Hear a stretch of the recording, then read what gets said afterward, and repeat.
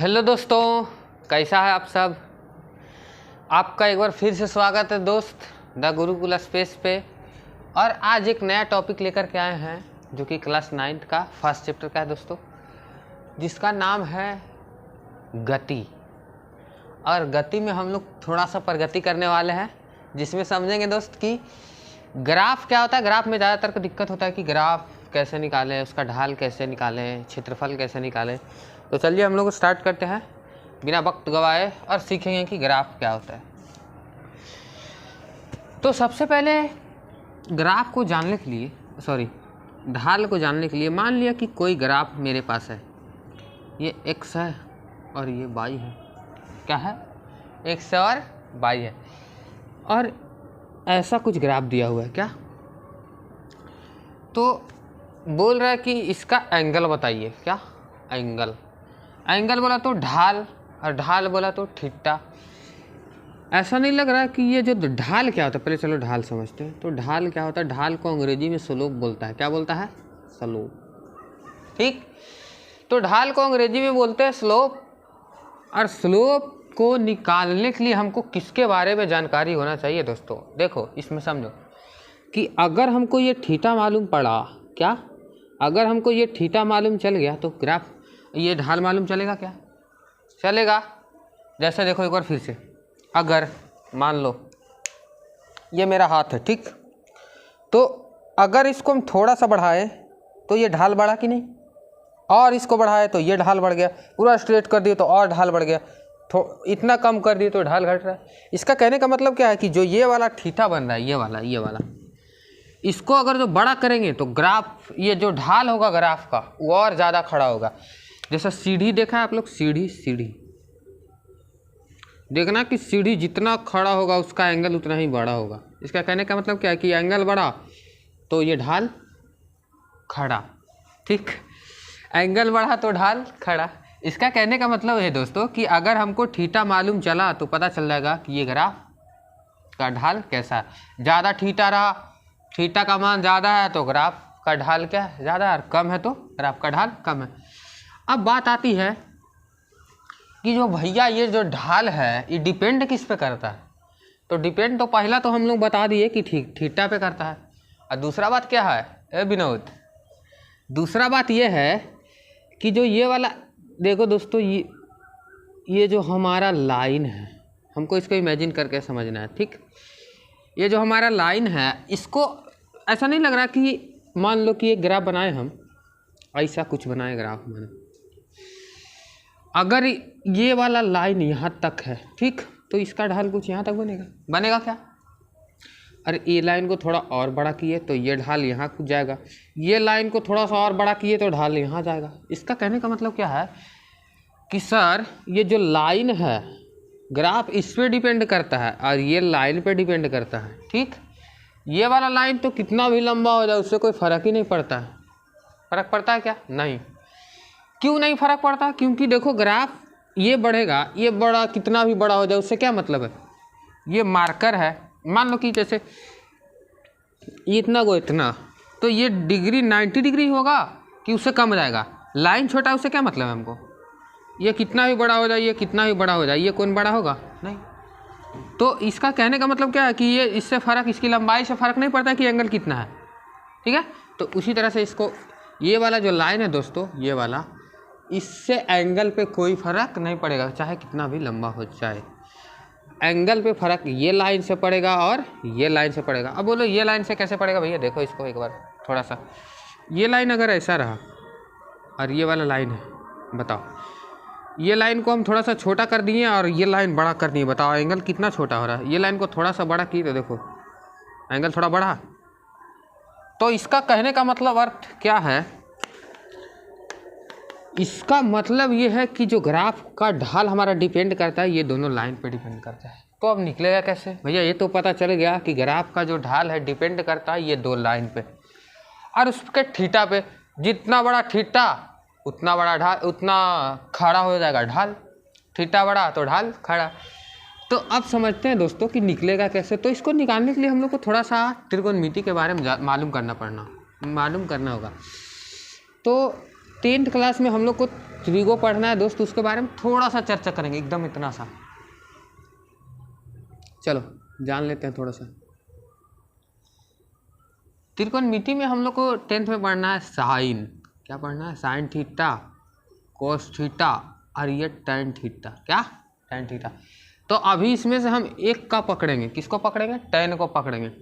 Tan को पकड़ेंगे। Tan, क्योंकि टैन से ही हमको, और टैन का मतलब होता है लंब बटा आधार। टैन थीटा बराबर है दोस्तों लंब बटा आधार। क्या होता है? लंब बटा आधार। बस इसी को पकड़ के रखियो, सब मालूम चल जाएगा। टैन थीटा बराबर क्या होता है? लंब बटा आधार। बस इतना ही चीज़ हमको थोड़ा सा याद रहना चाहिए, तब ढाल हमको आसानी से निकल जाएगा। चलो आते हैं इस पर। इसमें और थोड़ा सा क्या होता है दोस्त, इसमें होता है कि जो थीटा का सामने वाला जो भुजा होता है,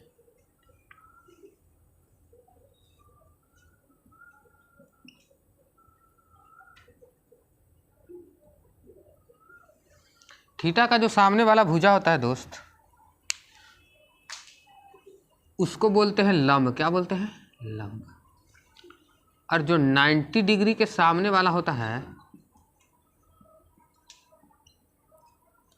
उसको कर्ण बोलते हैं। क्या बोलते हैं? कर्ण। और बाकी जो शेष बचा भाई उसको आधार बोलता है। क्या बोलता है? आधार। ठीक है, बस इतना बात ध्यान में रखो, ये ढाल आसानी से निकल जाएगा।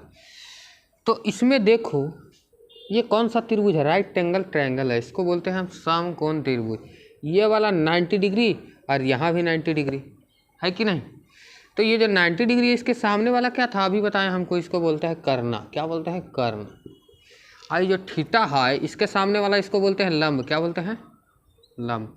और शेष बचा ये, इसको क्या बोलते हैं? आधार बोलते हैं। क्या बोलते हैं? कोई दिक्कत? कौनो दिक्कत नहीं है। अब देखो लंब पता चल गया, आधार पता चल गया, अब तो ढाल निकल जाएगा, पकड़ा गया। तो हमको क्या करेंगे? टैन थीटा लगा देंगे। यहाँ पे क्या लगा देंगे? अब काहे लगाएंगे? तो हमारा जो ग्राफ है इसी पे डिपेंड करता है। ये वाला बढ़ेगा तो थीटा बढ़ेगा, ये वाला घटेगा तो थीटा घटेगा, ये वाला बढ़ेगा तो थीटा बढ़ेगा घटेगा, और ये वाला अगर जो छोटा होगा तो थीटा बढ़ेगा। इसका मतलब कि यही दोनों पे थीटा डिपेंड करता है, थीटा पे ढाल डिपेंड करता है। तो निकाल दो ये दोनों भुजा। तो टैन थीटा बराबर निकालेंगे, ये भुजा को बाई बोलेंगे क्योंकि बाई के पैरेलल है।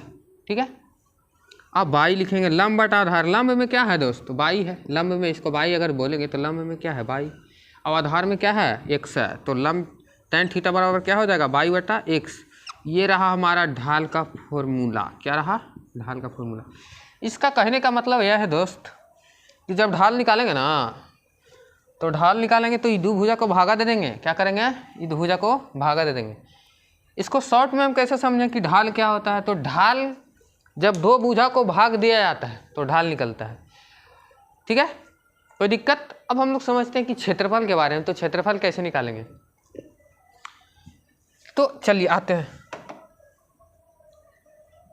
क्षेत्रफल में। ढाल समझ में आ गया? इसको शॉर्ट में क्या बोलेंगे? शॉर्ट में क्या बोलेगा रे? शॉर्ट में बोलेगा कि जब दो भुजाओं का भाग दिया जाता है ना भैया,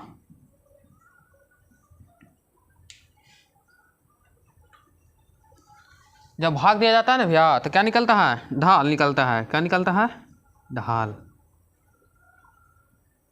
ये रहा हमारा फटाक से याद करने का तरीका। समझ में आया क्या? कि जब दो भुजाओं का भाग देते हैं तो क्या निकल जाता है? ढाल। अब आते हैं क्षेत्रफल पे। किस पे आते हैं?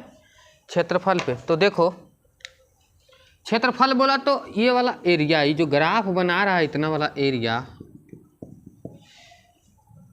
इसको हम लोग बोलते हैं क्षेत्रफल। क्या बोलते हैं? क्षेत्रफल। तो ये बताओ बबुआ, ये वाला जो है क्या है? त्रिभुज है। क्या है? त्रिभुज है। अब अपन लोग जानते हैं कि त्रिभुज का क्षेत्रफल क्या होता है। ये तो क्षेत्रफल निकालना है, तो त्रिभुज का क्षेत्रफल क्या होता है? त्रिभुज का क्षेत्रफल होता है 1/2 गुने आधार गुने ऊंचाई। होता है कि नहीं? अब देखो इसका आधार कौन है? अभी मैंने बताया कि ये आधार नीचे है और ये लंब है। अच्छा बताओ, लंब को हम ऊंचाई नहीं बोल सकते हैं क्या? लंब को ऊंचाई बोल सकते हैं कि नहीं बोल सकते हैं? क्योंकि ये जो त्रिभुज का ऊंचाई है और ये आधार है। तो भाई आधार क्या है? आधार को x बोलेगा क्या? x बोलेगा। ऊंचाई को y बोलेंगे क्या? बोलेंगे। अब यहाँ से क्या निकल के आया कि अगर जो हम किसी भी ग्राफ का क्षेत्रफल निकालेंगे, क्या क्षेत्रफल निकालेंगे, तो हमको दो भुजाओं का क्या करना पड़ेगा? गुना करना पड़ेगा। क्या करना पड़ेगा? गुना। तो यहाँ से हम लोग को दो निष्कर्ष निकला। पहला, अगर ढाल निकालना चाहता है तो क्या करेगा? अपन जब ढाल निकालना चाहता है तो दो भुजा का भाग दे देंगे। क्या करेंगे? और अगर क्षेत्रफल निकालेंगे तो दो भुजा का गुना कर देंगे। आया बात समझ में?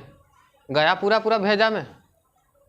ये बबुआ, ढाल मतलब क्या होता है कि दो भुजा का गुना कर देंगे। सॉरी, ढाल मतलब क्या होता है? दो भुजा का भाग कर देंगे। और क्षेत्रफल मतलब क्या? दो भुजाओं का गुना कर देंगे। कितना आसान था रे। तो ढाल और क्षेत्रफल निकालना हम लोग सीख गए। ये था हमारा छोटा सा लेक्चर और आप लोग सपोर्ट कीजिए। वीडियो यहीं समाप्त होता है। तब तक के लिए धन्यवाद।